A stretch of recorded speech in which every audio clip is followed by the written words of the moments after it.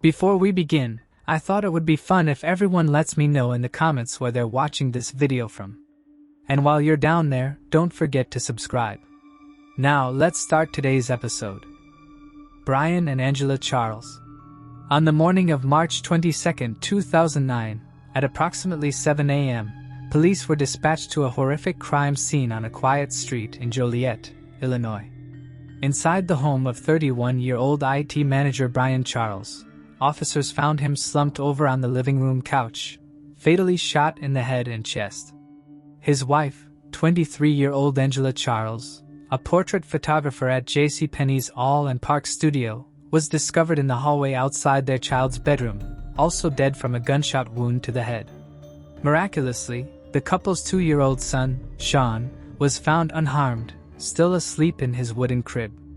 The 911 call reporting the scene was made by Brian's ex-wife, Kathleen, also 31, who was the mother of his 2 other children. She told authorities she had gone to Brian's house that morning to retrieve video games for their kids. However, this claim was contradicted by statements from her own children, according to an investigator's affidavit. Family members and friends also questioned Kathleen's reasoning, pointing out that she did not allow her children to play video games. Online sleuths have speculated about her presence at the home that early in the morning, wondering why she would go to her ex-husband's residence at 7 a.m. simply for video games, an explanation that seemed suspicious from the start. Kathleen quickly became the prime suspect in the brutal murders of her ex-husband and his new wife as details of their contentious divorce and ongoing custody battle surfaced. Brian and Kathleen had been married for 7 years, during which Brian had taken Kathleen's last name. In February 2003, he filed for divorce and was granted temporary custody of their children. 3 years later, Brian married Angela, and their son, Sean, was born the following year. Brian was known for his kind and generous spirit, his artistic talent, and his distinctive belly laugh. He enjoyed spending time with his kids, often playing Pokemon cards with them. Angela was a hardworking and dedicated woman who had a deep passion for photography. She had plans to return to college and transfer to a university when the time was right. In addition to her career aspirations, she was also a Girl Scout leader. Just 10 days before her murder, she had gotten a tattoo featuring the names of her son, Sean, and her stepchildren, Cora and Liam, as a symbol of her love for them. In February 2008, Brian was awarded full custody of Cora and Liam after Michigan Family Services launched an investigation into the conditions of Kathleen's mobile home, citing concerns about its suitability for raising children. According to Brian, the children had no running water, shared bug-infested cereal with the family dog, and used buckets as toilets. He went on to add that rags were used instead of toilet paper, and these said rags would then continue to lie on the floor afterwards, and that his children hadn't been bathed in weeks. He even added that one was made to beg at garage sales. On the other hand, Kathleen alleged that Brian had been abusing her and the children. Brian received no criminal convictions from this, but Kathleen managed to secure a pair of protective orders. One lasted around 6 weeks, while another was dismissed after only 3 weeks. After Brian's allegations arose and the investigators tried to inspect her home, Kathleen fled the States with her children. A judge proceeded to order that the children not be taken outside of the county without the court's permission and set a trial date for March 30, 2009.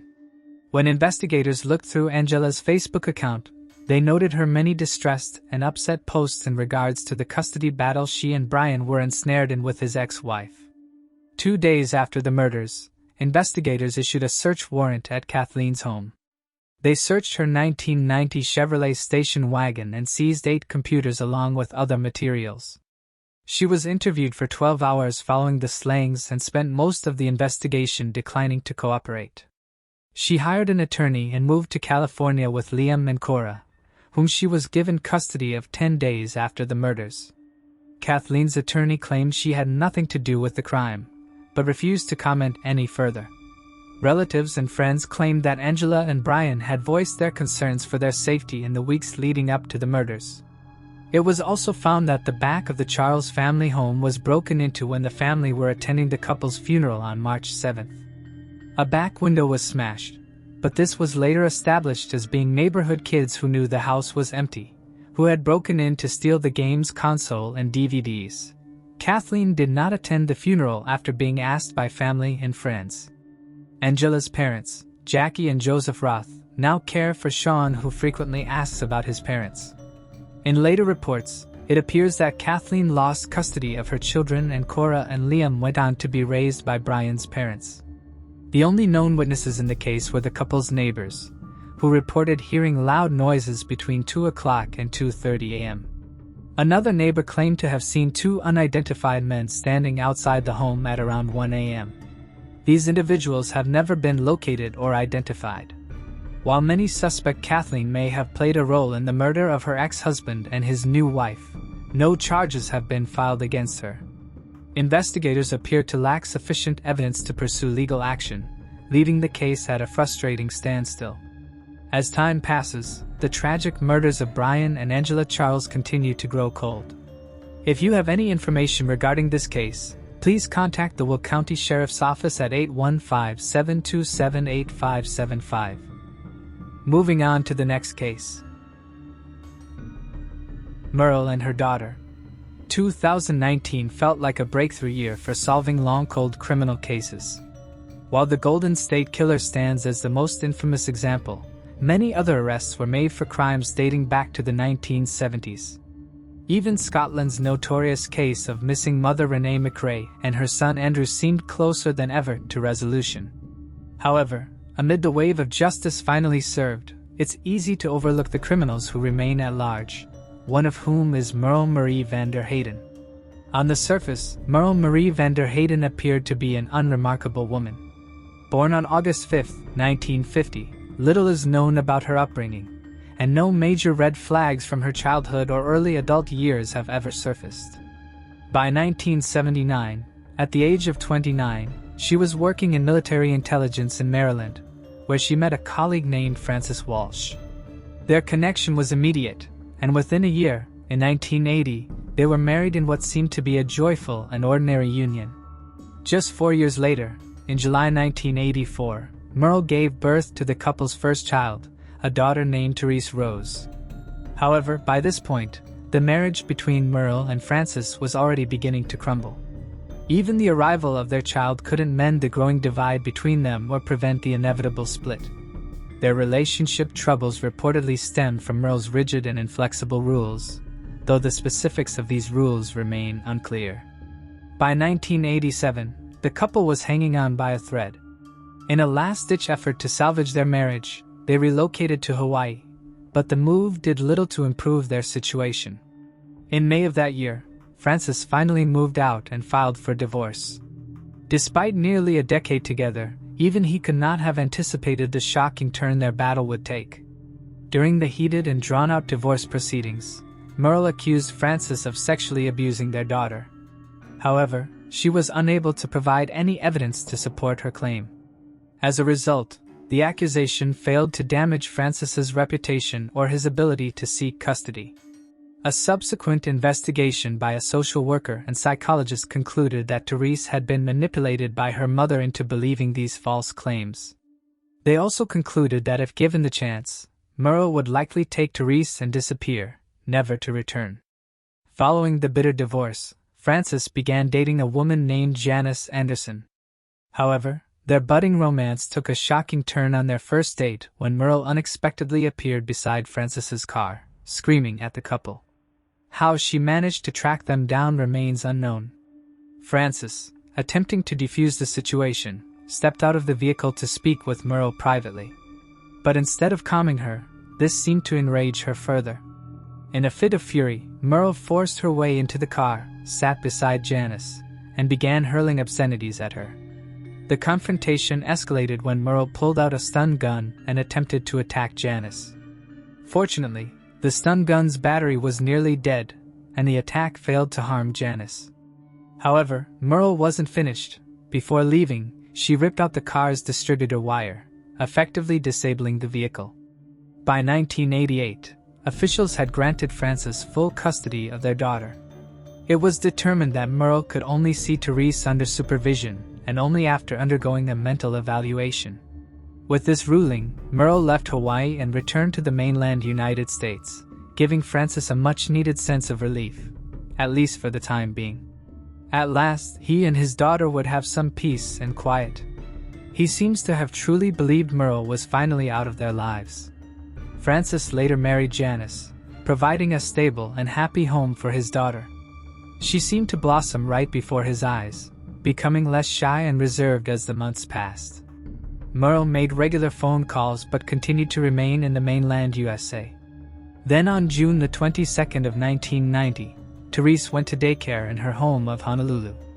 In the morning, the children of the daycare headed out to recess and then returned at 12 p.m. It wasn't until the children were seated that the teacher of the class realized Therese was missing.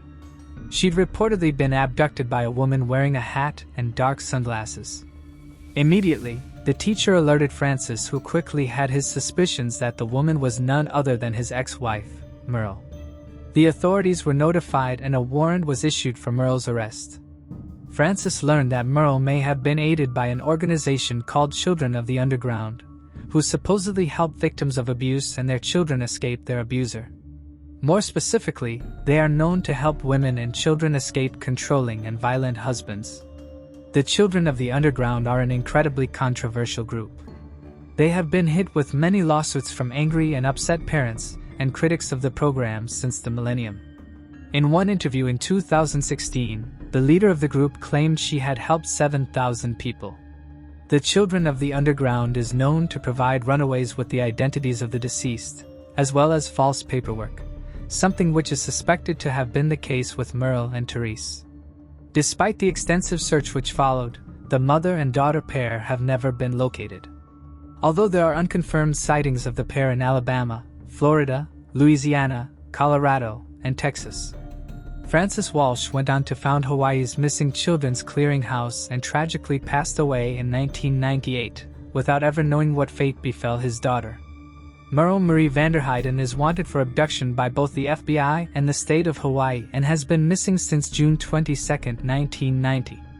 She is possibly armed and dangerous and is described as being 5 foot, 5 inches tall, 120 to 145 pounds with green eyes and brown hair. She may wear wigs and requires either eyeglasses or contact lenses. Her ears are pierced. She was 39 at the time she disappeared and would be 69 years old if still alive. She has been known to use multiple aliases, including Jacqueline Smith, Pat Doherty, Mary Jean Ham, Van Vanderheiden, Cara Johnson, and Cara Cochran. Therese, born on July 4, 1984, may also go by one or more of these surnames. At the time of her disappearance, she was described as a blonde-haired, hazel-eyed child, standing 3 feet tall and weighing approximately 45 pounds. She was only 5 years old when she vanished, and if alive today, she would be 35. Distinctive features include pierced ears and moles on her back and shoulders. When last seen, she was wearing a pink t-shirt, pink shorts, and white and pink Nike sneakers. If you have any information regarding the whereabouts of Merle or Therese, please contact the Honolulu Police Department at 808-529-3111 or reach out via email through the Honolulu PD website. Moving on to the next case. Monster of Florence. The Italian countryside is famous for its rare truffles, exquisite pasta, and fine wine. However, nestled among the olive groves and 15th-century castles is the chilling tale of Il Mostro di Firenze, the Monster of Florence, whose web of crimes remains so complex that, despite the combined efforts of both branches of Italian law enforcement, and even the FBI, the killer has never been caught and may still be at large. Over the course of several decades, this deranged serial murderer stalked the rolling hills of this idyllic landscape, preying on young lovers who sought privacy within their cars, vehicles that became their final resting places. In a culture where Italians traditionally lived with their families until marriage, these secluded moments were an opportunity for intimacy. But between 1974 and 1985, 14 young adults were brutally slain and mutilated in what would become the first documented serial killings of their kind in Italy's history. Florence, Italy, June 7, 1981. The crime scene at Via della Raggio was eerily undisturbed. A Volkswagen sat still, its passenger seat occupied by what appeared to be a sleeping teenager, his head resting against the partially shattered window. Upon closer examination, investigators spotted a small, dark crimson mark on the left side of his temple, a telltale sign of a bullet wound, perfectly aligned with a hole through the driver's side glass. Just outside the car, the female victim lay sprawled on the grass, a delicate gold chain resting between her lips. Like her male companion, she had been shot in the head, and the gruesome evidence of an animal scavenging at her lower body only added to the nightmarish scene. Like the male victim, there were no signs of struggle. He had been the first to die, executed swiftly with a single bullet to the back of the head, leaving his body otherwise untouched. Both victims were killed with a .22 caliber Beretta long-barrel pistol loaded with Winchester Series H copper-jacketed bullets. The shell casings bore a distinct scratch mark, a unique signature of the gun's firing pin, an unmistakable clue that would link future crimes to the same weapon, as no two firearms leave identical markings. While police initially reported that there was no evidence the female victim had been assaulted while alive, the press would later uncover a horrifying truth. The gruesome damage to her body had not been caused by scavenging animals, as first assumed.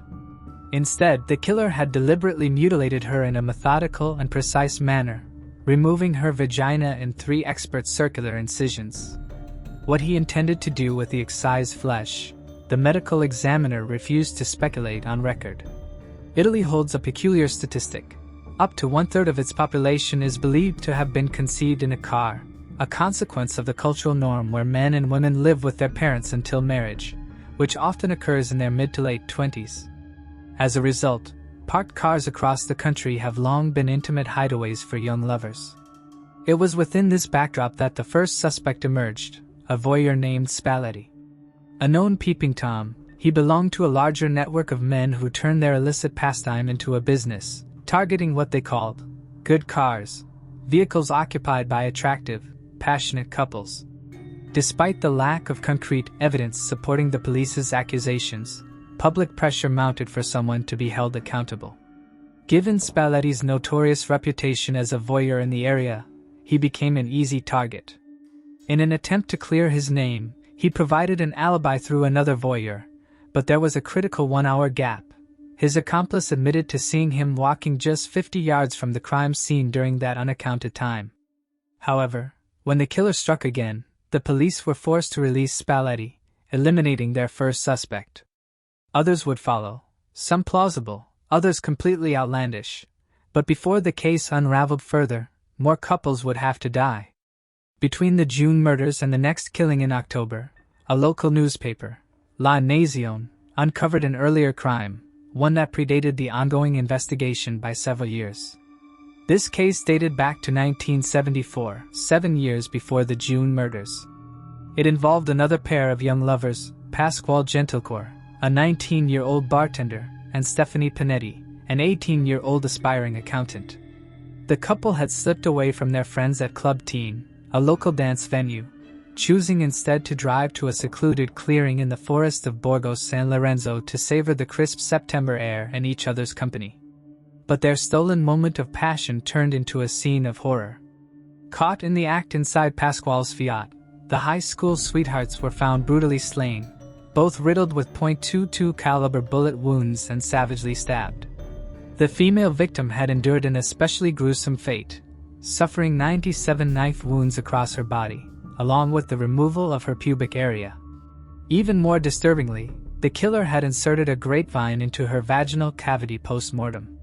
As the summer of 1981 came to an end, another crime surfaced, one that bore the same ghastly signature. On October 23, 1981, Stefano Baldi, 26, and Susanna Cambi, 24, an engaged couple just months away from their wedding, were discovered murdered in their car, abandoned in the middle of Bartolone Fields. Once again, investigators were met with a horrifyingly familiar scene. Susanna's genitalia had been expertly and methodically removed. Forensic analysis later determined that the mutilation had likely been carried out with a notched knife, possibly a scuba diving knife, as the incision patterns were consistent with such a blade. Then, an anonymous tip changed the course of the investigation. The caller urged police to take another look at a double homicide from 1968. Acting on this lead, detectives revisited the old case and were struck by an eerie similarity. Another couple had been gunned down while in the midst of intimacy. Like the more recent victims, they had been shot with a .22 caliber weapon while inside their car. However, there was one crucial difference. The female victim had not been subjected to the same mutilation that had become the killer's gruesome signature. Even more baffling was the fact that someone had already confessed to the 1968 murders. The woman's husband had admitted to the killings, claiming he had caught his wife in the act of infidelity and had acted in a jealous rage. After his confession, he was sentenced and had spent his life behind bars or under strict supervision in a halfway house. Yet, with this old case now linked to the string of recent murders, investigators faced a disturbing reality. 4 crimes, 4 couples, all executed in their vehicles. And in every case but the first, the female victim had suffered the same chilling fate, the removal of her vagina. August, September, June, October.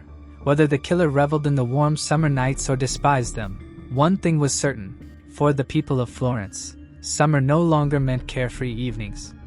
Instead, it brought tourists, secret hillside rendezvous, and bloodshed. The next murder occurred 7 months later, marking the arrival of summer once more.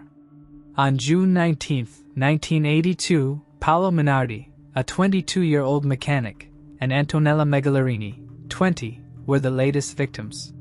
The couple, known by their friends as Vinaville, a nickname after a brand of superglue, were inseparable. Their bond was tragically severed in the hills of Montespertoli, where they were attacked. However, something about this killing deviated from the murderer's usual ritual. Unlike the previous cases, Antonella was not subjected to the same methodical mutilation, and Paolo, though critically injured, was left alive. Rushed to the hospital, he ultimately succumbed to his wounds but never regained consciousness, leaving investigators without the answers they desperately needed. Adding to the unusual nature of the crime, the killer hastily crashed and attempted to conceal the victim's car before fleeing, further suggesting that something had not gone according to plan. Despite this misstep, he still managed to evade capture. However, a potential break in the case soon emerged.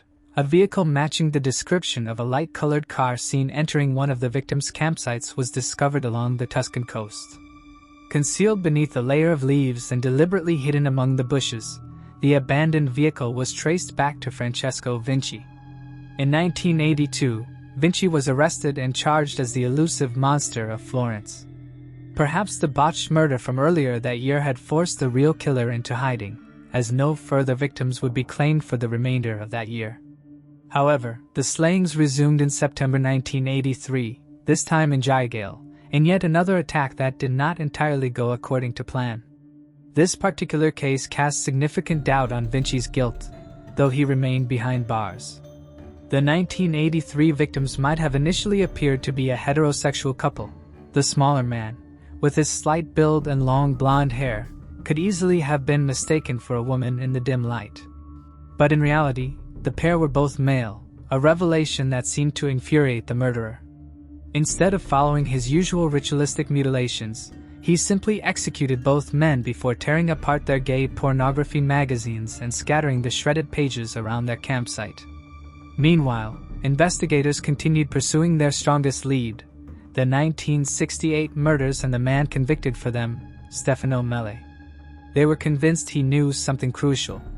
Over time, Mele wavered in his account, repeatedly changing his story about who had actually pulled the trigger that night, killing his wife and her lover. However, despite the inconsistencies, one thing was becoming increasingly clear: the true monster of Florence was still out there. At times, Stefano Mele accused his brother-in-law, Piero Macchiarini, while at other times, he pointed the finger at his own brother, Giovanni Mele, claiming one of them had murdered Barbara. According to Mele, another man at the crime scene had provided the Beretta used in the killings and had taken the weapon away afterward, meaning the true perpetrator had continued the carnage long after the 1968 murders. As a result of these shifting testimonies, police arrested Piero Mucciarini and Giovanni Mele in January 1984. Investigators were convinced that both men had played a role in the 1968 murder, and if they had been in possession of the .22 caliber firearm, they could have continued the killings after Stefano Mele took the blame and was imprisoned. The arrest made headlines across Italy, with newspapers boldly declaring, "Ci sono due mostri." There are two monsters. However, the real killer remained undeterred. Having seemingly satisfied his bloodlust for the time being, he waited once again for warm nights and darkened skies. The following summer, the monster of Florence struck again, this time escalating the horror. In addition to the usual mutilation of his female victims, he introduced a new and twisted detail: the removal of the woman's left breast. On July 29, 1984, the killer claimed the lives of Claudio Stefanacci, a law student, and Pia Gilda Rantini, an 18-year-old cheerleader and bartender. The young lovers were gunned down and stabbed in Vicchio, their bodies left disfigured in a scene of calculated brutality. With this latest murder, the case against Piero Mucciarini and Giovanni Mele fell apart.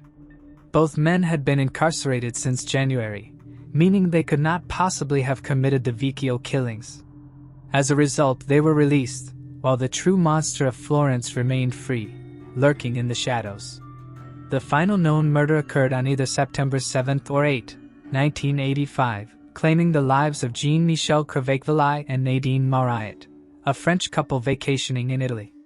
This double homicide would prove to be the most grotesque of all. The pair had been sleeping in a tent near the edge of a forest when the killer silently sliced a 12-inch opening in the tent's fabric. Startled by the noise, the lovers unzipped the tent to investigate, only to be met with a barrage of gunfire. The female victim was struck first and killed almost instantly. Jean-Michel, an accomplished sprinter, managed to escape into the woods, but his efforts were in vain. The killer pursued him, eventually slashing his throat so deeply that his near-decapitated body left a gruesome trail of blood spatter reaching up to 10 feet along the surrounding trees. With the male victim disposed of, the killer returned to Nadine's body to perform his signature mutilations. As with previous female victims, he surgically removed her vagina and left breast, taking them with him. But this time, the brutality didn't stop there. Soon after the murder, he excised Nadine's left nipple and mailed it along with a taunting letter to one of the prosecutors handling the Monster of Florence case. The intended recipient was Silvia Della Monica, one of Italy's few female prosecutors at the time and the only woman assigned to the monster investigation. The chilling delivery had its intended effect. So disturbed by what she received, Della Monica resigned from law enforcement altogether, likely to the amusement of the sadistic killer. The letter mocked the authorities, daring them to locate the bodies from which the gruesome trophy had been taken. However, by sheer coincidence, a local mushroom hunter stumbled upon the crime scene just as the letter arrived at the police station, abruptly ending the monster's twisted game of cat and mouse. This final horrific act marked the end of the monster's known killing spree, but it was only the beginning of the extensive investigation that followed. The most probable suspects came from what law enforcement referred to as the Sardinian Trail, a lead that pointed to three brothers, Salvatore, Giovanni, and Francesco Vinci. All three had been exiled from the island of Sardinia and had relocated to Tuscany, each carrying a dark reputation. Giovanni Vinci was infamous for having raped his own sister. Francesco Vinci, on the other hand, had a well-known talent for slaughtering, skinning, and gutting sheep with unsettling efficiency. Confident and charismatic, he frequented a notorious bar suspected of being a front for kidnapping and ransom operations. While there was no direct evidence linking him to such crimes, Francesco had a history of petty theft and livestock stealing. However, it was Salvatore Vinci who stood out as the most intriguing figure in connection with the Monster of Florence case. Reserved and introspective, he projected an intellectual aura, often seen wearing spectacles that enhanced his scholarly appearance. But beneath this quiet demeanor lay a dark past. Salvatore was infamous in his Sardinian hometown for the murder of his young wife, Barbarina. Barbarina had been forced into marriage with Salvatore against her will, yet rumors persisted that she continued her affair with her former lover, Antonio.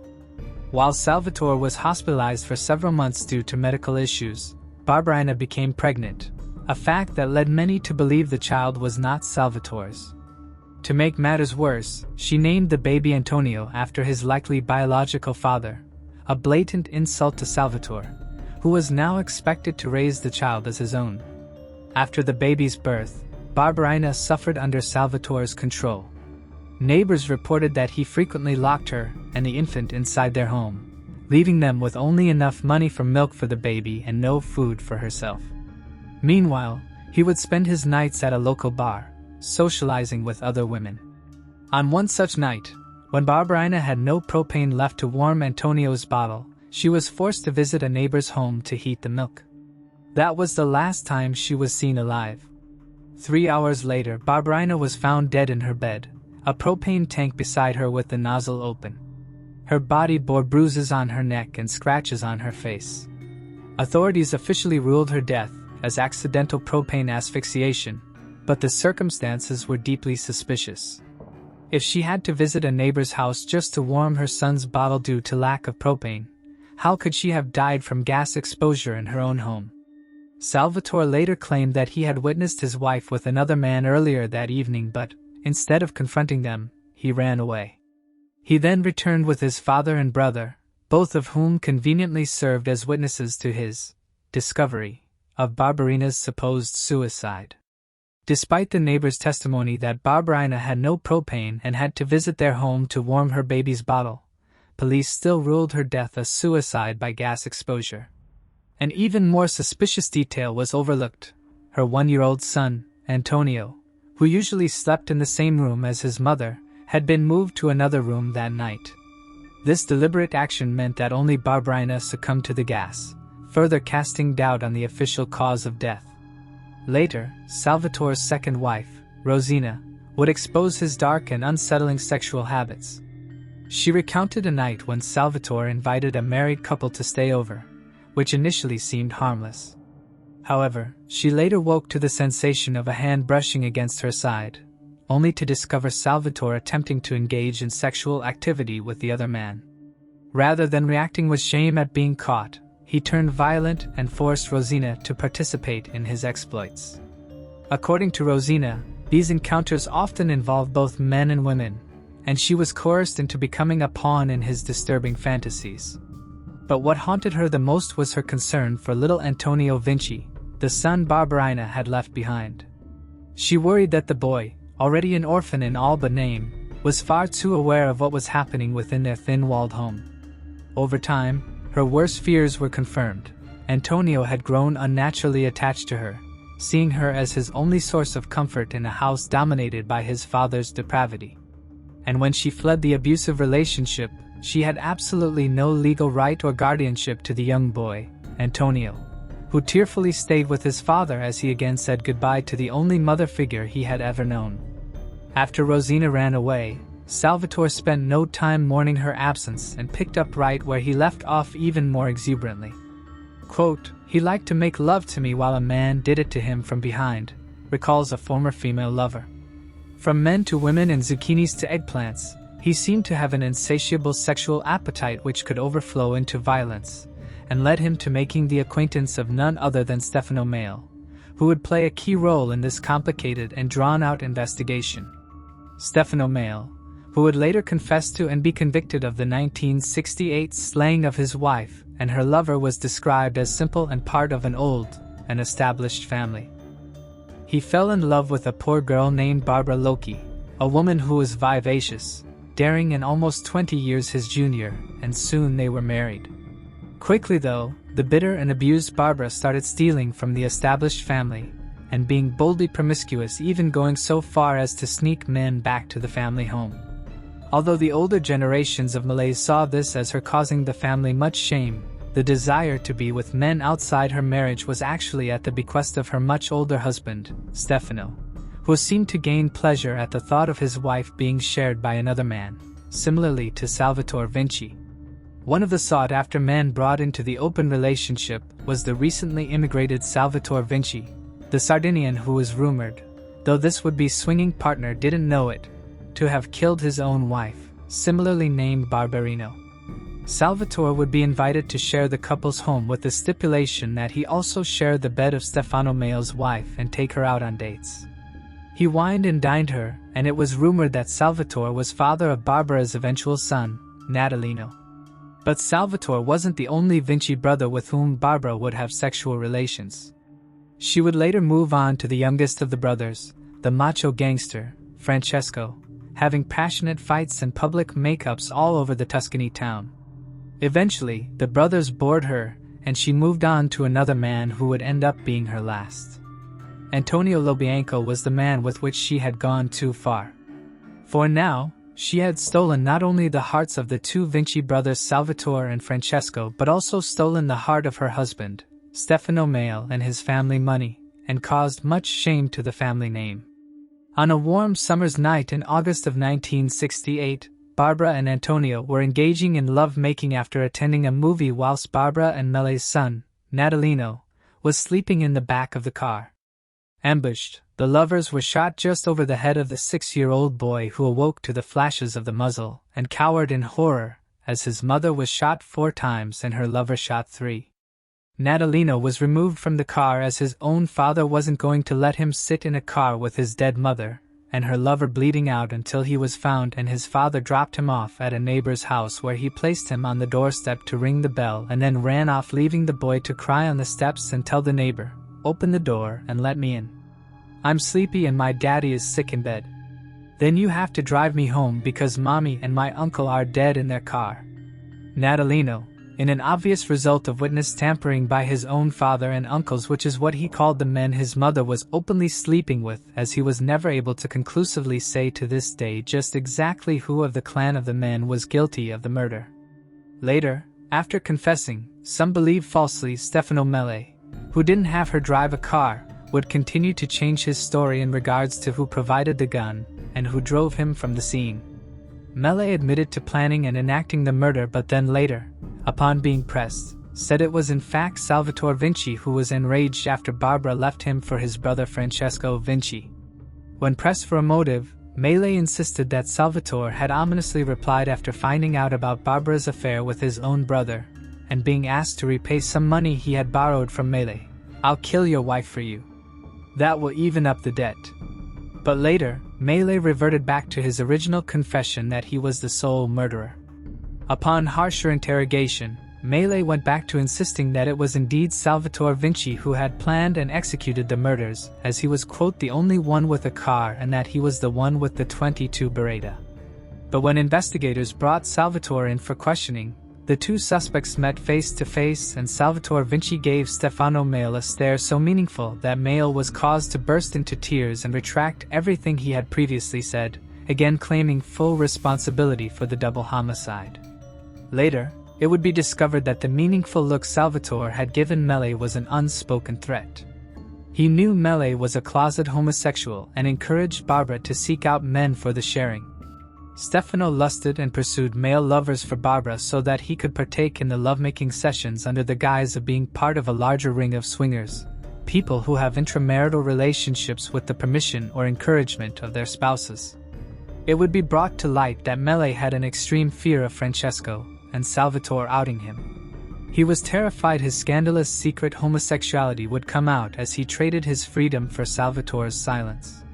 Being unveiled as gay at the time was enough of a fear for Stefano to take the fall for the murder of which he certainly had not acted alone, and serve his sentence, and later lifetime probation in a dingy halfway house silently, and without further protests of innocence, while the actual monster was free to roam the countryside. Mele later died of natural causes without ever revealing any helpful information as to the true identity of the monster. After the third murder set the peeping Tom free, both Salvatore Vinci and his brother Francesco Vinci would be taken in and questioned for being the monster. But each time a new brother was brought in, a subsequent murder cleared him as being the lone killer, which some people interpreted as evidence of a larger group of clandestine murderers, and not just a lone wolf as police originally thought. While Francesco Vinci would spend many months in jail and Salvatore Vinci would actually be tried as the monster, both were eventually released and Salvatore acquitted due to lack of evidence. Salvatore later disappeared while his brother Francesco was found dead, tied up and locked in a car trunk, presumably by the mob. The next suspect, Pietro Passiani. After unsuccessfully investigating through the usual methods, the Italian police decided to use the beauty of data to solve the mystery. After analyzing the data and records of over 100,000 men in Italy, the Polizia focused in on one man in particular. Pietro Passiani was a brutish man. Short, lacking in both emotional and intellectual intelligence, he was reputed among the village for his abuse of his wife and daughters, of whom he routinely raped. His incestual sexual deviance aside, what made him stand out among the thousands of male suspects canvassed by the police was two curious coincidences. Firstly, the monster had stopped killing, that the police knew of, between 1974 and 1981, which is also when Passiani had been in jail for the sexual battery of his children. Secondly, in 1951, Passiani caught a traveling salesman who was about to become intimate with his soon-to-be wife and proceeded to beat him to death in front of her, and subsequently rape his fiancée directly next to the dead body. These two facts combined would stand out more garishly upon uncovering a statement that came from Passiani himself in regards to the 1951 killing. He claimed that he had become enraged and jumped to action when he spied his bride-to-be flash her left breast at the traveling salesman. The left breast of the female victims had been taken in all but the 1968 and 1971 murders. Passiani was arrested in 1993, and a 12-day search of his home would yield two things. 1. A reproduction of Botticelli's Primavera that showed, in part, a nymph flowers, to which the police would interpret as being appositionally similar to the placing of the gold necklace in the mouth of the 1971 female victim. Police also supposedly uncovered a .22 bullet, which may have been planted by police as it was found by an upper-level investigator who was seemingly needlessly going over a portion of the land which had already been searched for the past 10 days. A policeman who worked on the scene would later speculate off the record that he believed his chief inspector planted the bullet at the scene. Also found at his home was a small insignificant scrap of cloth, which was dutifully catalogued into evidence, but would later conveniently place a portion of a .22 Beretta gun found wrapped in the same cloth of which they supposedly found a piece earlier at the house of Passiani. The part of the gun found in the cloth was only a portion of the .22 gun and therefore conveniently unidentifiable, as was the bullet, and led to no conclusive connection of the monster killings. As an expert later testified, the bullet could conceivably have been inside the monster's gun and then ejected prior to firing, but later, that same expert would admit to exceptional pressure from the prosecution to say that the bullet was one the monster could have potentially used, although it had none of the trace marks. But as this expert didn't admit to falsifying the documents until after Passiani was convicted of all the monster crimes, with the exception of the 1968 killing which was still attributed to Stefano Mele, none of this was uncovered until after the conviction. Despite the fact that there was nothing but circumstantial evidence against Passiani, the painting of the nymph, the unused bullet, the untraceable gun parts, and the coincidental jail sentence that kept Passiani off the streets at the same interval that no new killings took place, the public was eager to leave the monster case behind them and get back to the hillside antics for which the country was wont to do. And Passiani was mostly convicted in the court of public opinion as well as by the courts themselves. Most famously, Passiani cried out at his trial, "I am a sweet little lamb. I am out here like Christ on the cross." And for that, he gained a small following of, unsurprisingly, young women who, as with many modern prisoners such as Charles Manson and Scott Peterson who boast a moderate female following, became enamored with the convicted rapist. Passiani was convicted of being the monster of Florence in 1994. In 1996, after a lengthy appeal, which, luckily for the truth, involved none of the players of the original investigation and led the appeals prosecutor to, instead of arguing to uphold the conviction, fervently disavowed the prior investigation as a quote Pink Panther-like and darkly comedic twisted affair. Passiani was acquitted of all charges and was about to walk a free man when a chief inspector paraded into the courtroom saying he had 4 eyewitnesses that actually saw Passiani committing the crimes. Even the prosecutor dismissed these charges as being a desperate attempt at salvaging the investigation team's quote hard work and was let free with the expectation that the case would be retried utilizing the 4 new supposed witnesses. Paciani later died of a heart attack before he could ever be retried and thus died technically a free man, cleared of the monster charges but still a convicted rapist of his poor daughters and abuser of his forsaken wife. The cast of purported witnesses contained 3 mentally handicapped illiterate charges of the village who supported those who couldn't support themselves intellectually or financially, and 1 local prostitute. 2 of the 4 implicated not only Paciani in the double murders but also themselves. But most locals say they were blackmailed, bribed, or otherwise manipulated into giving false testimony due to their low IQ. 2 of the mentally impaired men were actually convicted of accomplice to murder as they, falsely, confessed bequest of a mysterious doctor who paid them to harvest the female organs.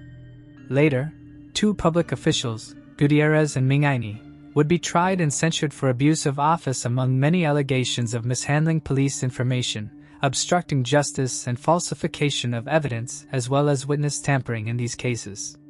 While the investigators were censured for their handling of this portion of the case, it led to another twisted theory which became popular among conspiracy theorists, and that is the theory that the murderers were actually the assassins of a larger, more wealthy female group of high society individuals who needed the female vulva to be harvested for their ritualistic sex parties. The Hollywood-esque images of eyes wide shut mass sex balls and group copulations was too much for the press, which ran with the secret sex society angle, theorizing that the doctor that one of the mentally slow witnesses mentioned was evidence that the people in this circle were of a high social standing. One such suppression of valuable information that could have helped the case was the fact that the well-known FBI behavioral science unit at Quantico secretly was asked to draw up a profile on the monster of Florence. But that profile was not shared with all the investigating parties, withholding valuable information. The behavioral analysts at the FBI produced a document which portrayed the killer as an upper-middle-class loner who had little contact or success with women. This person, presumably male, would have had his own car and probably kept his fetishes at a second location, away his personal life. The perpetrator of these so-called lost murders would most likely stake out both the locations of the killing and his victims beforehand, as he would want to ensure complete preparedness. FBI psychologists theorized that the predator most likely watched the victims from afar as to wait until the moment of copulation to make his move. The report quotes the function of the male as being nothing but an impediment to the killer's main focus, the female. And it is for that reason that the killer utilized a quote blitz method of attack where he would shoot numerous times at a close enough range to incapacitate the man and then would drag the woman some distance off so he could get on with his normal genital mutilation. The FBI asserted that the lack of penetration of the female along with the sexually violent method of mutilation displayed the killer was most likely sexually impotent or incompetent, and used his methods as a way of ritual sexual activity without the customary penetration of the female with a male member.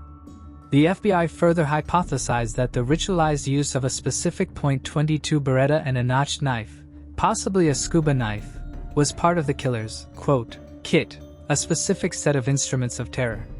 These tools, albeit being highly sought after and specific, were so important to the killer that he must have done a risk-reward analysis and decided that he felt comfortable enough to use them to repeat his pattern of ceremonial maiming. The fact that many of the victims were all of Caucasian descent suggested to the FBI that the killer was also white, and that his knowledge of the Italian countryside indicated he was a local Italian who most likely had family living in the areas in which the victims were killed. The behavioral analysts at the FBI also theorized that this male was probably in a job where he had little contact with the outside world as he would feel too inadequate to do so. They also postulated that he may have served in the military due to his propensity to stake out and stalk the victims. This could also explain his periods of inactivity, as he may have been on military service elsewhere.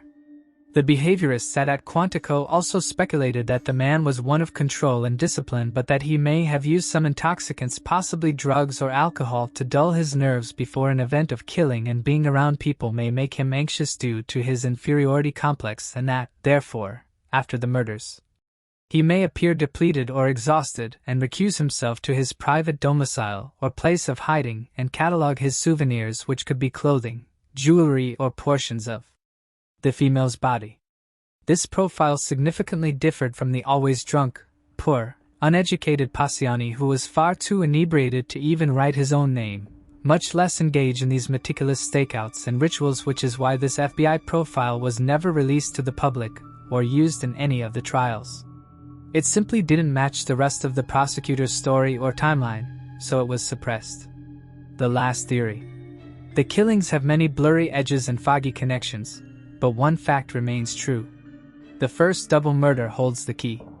The first murder, the 1968 slaying of Barbara Mele and her lover in the car while her son watched, was the first instance of the distinctive .22 Beretta long rifle gun being used to kill.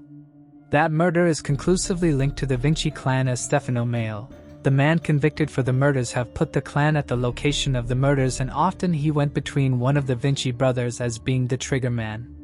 In the spring of 1974, just 4 months prior to the first killing since the 1968 murder and the first killing to involve the genital mutilation, Salvatore Vinci would go to police and file a report of breaking and entering against his estranged son, 15-year-old Antonio Vinci, the 1-year-old toddler who was found outside of his dead mother's bedroom 14 years prior, of which Salvatore was later tried for faking. Although the police report Salvatore filed indicated nothing from the house had been stolen, it seems evident that the .22 gun from the 1968 killings committed by the Vinci brothers when Antonio was just a kid would have been stashed in Salvatore's house. And in filing that police report, Salvatore could have been establishing a paper trail for the crime and transfer of the murder weapon once used and to be used again. 4 months later, in the summer of 1974, a new reign of terror began. The same gun was used, but this time, the horrific detail of female genital mutilation was added. The FBI profile, initially dismissed due to inconsistencies with the prime suspect, Pietro Pacciani, suddenly seemed eerily accurate when applied to Antonio Vinci. The report described the killer as an intelligent yet sadistic individual, divorced after his wife cited his impotence. Antonio fit this profile perfectly. Educated and calculating, he had a cruel streak. In a chilling admission during an interview, he confessed to owning a scuba knife, the very type of weapon believed to have been used in the gruesome mutilations. When asked directly whether he had committed the murders, Antonio denied any involvement. However, his reaction was unsettling. He abruptly ended the interview with a menacing growl, stating, "I don't play games." Despite previously being arrested on weapons trafficking charges, Antonio Vinci remains a free man. He currently resides in a suburb of Florence and has never been formally questioned or arrested in connection with the Monster of Florence case. While many in Italy have accepted the narrative that the now deceased Pietro Pacciani was the infamous killer, the facts paint a different story. Those who have thoroughly investigated the case believe the true Monster of Florence has never been caught. Moving on to the next case. Tom Roche. Tom Roche, a 36-year-old man from Burbank, California, lived with his longtime girlfriend, Barbara Rondo. The couple, together for 16 years, shared a love for motorcycles and cycling, often taking weekend trips on their Harley-Davidson and participating in a local cycling club. Tom worked as a supervisor in a machine shop, while Barbara was employed at a blueprint company. In the fall of 1991, Tom received an exciting job offer for a management position at a company specializing in plating aircraft parts. He accepted the offer and was set to leave his current job to begin his new role on September 16, 1991. However, just 3 days before his scheduled start date, he mysteriously vanished. On the morning of September 13, 1991, Tom drove Barbara to work as usual. They had plans to meet for lunch later that day, but he never showed up. Initially thinking he was just running late, Barbara waited for a while before returning to work. As the day went on and she still hadn't heard from him, she grew increasingly worried. When Barbara arrived home at approximately 5:30 p.m., she noticed the front door was unlocked. Searching the house, she found no sign of Tom. It was as if he had disappeared without a trace. Barbara noticed several strange details upon arriving home. The morning newspaper remained unopened, which was unusual since Tom always read the sports section first thing in the morning. Additionally, the motorcycle battery he had planned to install that day was still sitting on the counter.